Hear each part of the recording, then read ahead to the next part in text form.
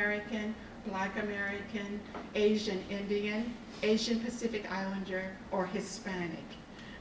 You have to be a citizen, of course, and we do not take green cards.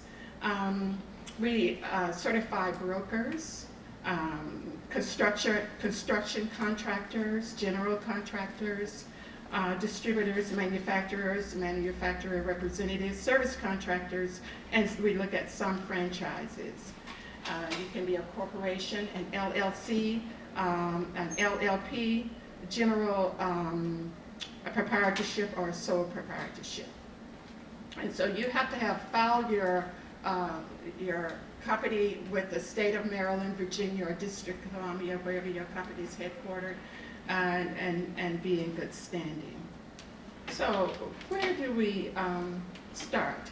On our website, I do want to direct you to our booth. We have a booth out front, and I will be there and some other representatives, so please come there for detailed information. But on our website, there's an online application that you must complete and submit. There is a fee, since this is not a government, a local or state-sponsored program that's paid for from our taxes. This is a corporate program, so there is a certification application fee that you must pay. And then you have to fill in all the details about the owners of your company, where you're located, when you were organized, and what are the key responsibilities of the people working with your company, in addition to uploading certain papers that are be required by the certification committee, that committee being volunteers from our membership, corporate members who discern whether or not to recommend you for certification to our board of directors. So we need things like proof of ethnicity, proof of ownership. We need to understand your debt instruments or loans that you may have. We need to look at your governance papers, bylaws, operation agreements, your articles of incorporation, and the like. After a review of your applications, we come on site to verify and confirm and to understand how your business is ran. The site visit is conducted by staff or volunteers from our corporate members. Along with the site visit and the information that's in the application, the certification will review and make a decision as to what their recommendation would be to the board of directors as to whether or not you meet the criteria of certification. You do not appear before the certification committee, so that's not necessary. There is no time period in which you have to have established your business in order to be certified, and there is no financial limitation, and no upper shelf as far as long as you can be certified. Certification is just for 1 year. However, you can apply for recertification before the 1 year terminates. So you have to apply for recertification, which is a little shorter process, but at any time during the time that you're certified, we can come on site and to make sure that you're in good standings. So once you're certified and the decision is rendered, and let's say that you are certified, then what are the benefits? One of the key benefits of our certification is that our corporate members, whether they're in the regional council here or in any regional council throughout the United States and Puerto Rico and Canada, they can go into the database and they have access to your information, so they consider you for opportunities. So if General Mills or someone in Oklahoma see that you're doing some work here, then they may inquire on you of providing those services to them. So we have over 350 corporate members, and we have a large number of local members, and about 17,000 certified MBEs that reside in that database. If your company, if you need some education, you need to know what are some of the more up-to-date business processes. Then we have educational courses in residence, our CRMSDC MBE Academy, a 26-week program for the CEO or managing member of your company to come to learn about the most current business practices. In addition, we have programs at Tuck, Kellogg, and the University of Washington. And people do business with people that they know. So how do you get to know the people, our corporate members, their buyers, and their representatives. They are not listed on the website. Through your certification, we house a number of network opportunities. Some of them are required by all 23 councils, so if you want to go to Virginia, you can participate in their programs as well, such as Business Procurement Conference and awards ceremony that was just completed for us on Friday. Some of us have golf events and many matchmaking activities that put you face to face with our corporate representatives and you to understand how you can help them with your goods and services.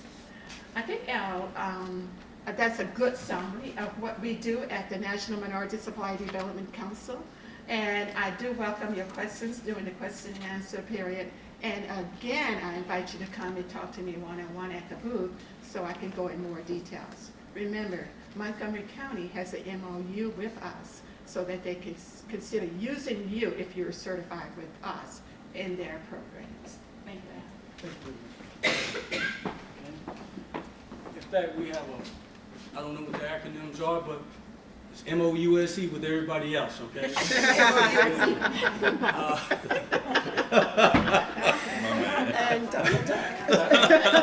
Hey, look, let's be honest. We're not concerned about acronyms. We want to get to the real nitty-gritty. What do I need to do in order to make some money, okay? Because I'm born on the sign of Taurus the bull, so it's about money.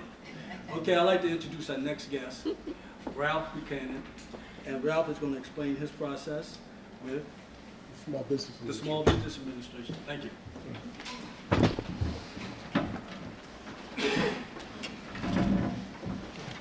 Okay, thanks, Al. First and foremost, I want to say Happy New Year to everybody. Okay? We got a new fiscal year. I got a job for another 2 or 3 weeks. Life is good. Happy New Year. The second thing I want to say to you guys is, in all honesty, what you guys do matters a lot.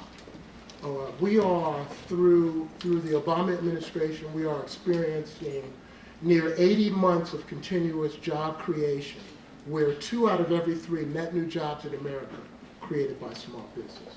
90% of the businesses in the United States have less than 500 employees. So what I'm saying is, what you do matters.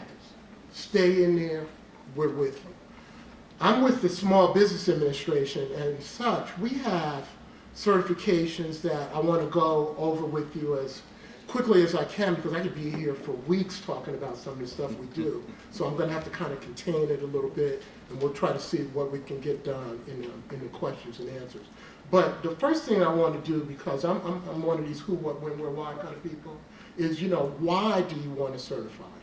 Well, the certification process in general, I tell people, I'm an analogy guy, storyteller, so you got to put up with me, but it's sort of like, think about yourself having like clubs in your golf bag, right? So the government is going to buy goods and services in certain ways, and you can like look at those certifications as clubs in your bag. So when the government puts out a forecast of opportunity, they drill down from their strategic plan, they get into their forecast of what they're doing that year. They're deciding that certain work is going to go in certain directions. And a lot of reasons that work goes that way is the effort of you and your business development, your marketing, right? So if you're a woman-owned small business, you want to track that work and make sure that it goes that way and it doesn't come out as a hub zone, for example, that type of thing, right? So you get the certification to kind of help steer that work. Make sense? Let me talk about it. So in the SBA, we basically have 5 certifications that I have to talk about, and they come in 2 flavors. There are self-certifications, and then there are SBA certifications. The 3 self-certifications are SDB, the Women-Owned Small Business Certification, and the Service-Disabled Veteran-Owned Certification. So I'll take them from the top. The Small Disadvantaged Business Certification is just that. It's a certification. When you look at, I gotta take a commercial break for a second. The government every year puts out a mandate that 23% of the work that they do has to go to small business. And for the 3rd year in a row, we have surpassed that 23%. We're up near 26%, so we're rolling. But what I'm saying is they're trying to do it in those little wedges. So you see SDB, woman-owned small business, service disabled veteran-owned. That's what they're trying to do. And I tell people all the time, that's wonderful that 5% of the work goes to a service disabled veteran-owned firm. There's a lot of work as well in the full and open marketplace, another discussion altogether. So anyway, there are self-certifications. The SDB is just that. It is a certification for socially disadvantaged citizens of the population, the blacks, the Asians, Native Americans, things of that nature. So you can certify to that effect, and you can be an SDB pretty much instantly. You have to be registered within the System for Award Management. You have to have a DUNS number, which is a unique identifier for your business and what you do. So again, self-certification, you're saying, and these forms are basically downloadable from our website. You can fill them out and complete them and get them back easy breezy. Self-certification is easy that way. The second self-certification is the woman-owned small business certification.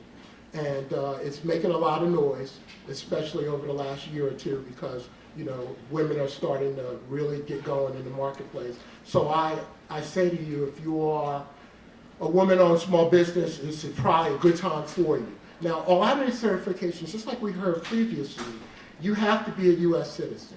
You have to have 51% control. Don't think for a second that you're going to have a woman-owned small business and she's 51% in theory, and you're there, in the background with the puppet strings. That's not going to work out. So they want to make sure that that woman is literally in control of the business, and then oftentimes they want that person to be the highest paid employee of that organization. You have to show control. You have to show that you have your hand in the steering. Yeah, we need to get off of that. We need to get off of that. You got to be in control. You can't just say, I'm here, and then somebody else is kind of working the puppet strings behind it. That certification was brought into place mainly because of the inequity. We found that there were roughly about 113 NAICS codes that were out there that were underrepresented by women. And so the thought was, get that process in place, get it going, and the women will come and the businesses will follow, and they're doing it. In terms of our process, again, it's an electronic process. You have an application form that you go through. There are financials that you have to go through. They want to know about your business structure, things of that nature. But that stuff is uploaded through our website, which is certified.sba.gov. It is a new portal that we're using as a test case, truthfully, because we're going to use them in all of our certifications. But right now, the woman-owned is the one that's doing it. So that's our second self-certified certification. The third one is the service disabled veteran-owned. We have any veterans out there? No? Okay. Well, the service disabled veteran-owned is another one of those slices, if you will. Think of it as a golf club.